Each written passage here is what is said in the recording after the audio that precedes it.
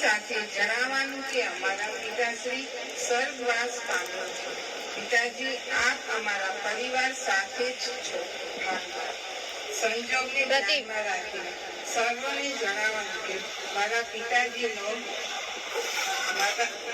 પિતાજી તો ભૂલાય તેમ જ નથી, પણ તેમની યાદો, તેમનું હસતું મુખડું, શૂન્યમાંથી સર્જન કરવું, મનોબળથી આગળ વધવું, કુટુંબ, સમાજ, પરિવારની કાળજી રાખવી, આ બધું અમારાથી નહીં ભૂલાય.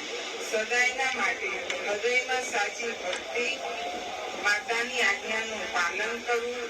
12 વર્ષ પિતાનો પાઠ કર્યા પછી પાણી તથા અન્ન લેવું.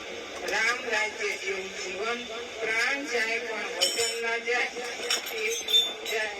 પિતાશ્રી, તમે દેહ ત્યાગ કર્યો છે, પણ અમારા હૃદયમાં આજીવન હયાત છો અને હયાત રહેશો.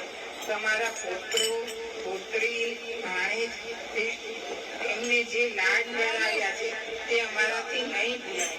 નિશ્ચય પપ્પા. શૈલેષ, કલા, પ્રવીણ, ભારતી, વર્ષ તરફથી જય શ્રી કૃષ્ણ.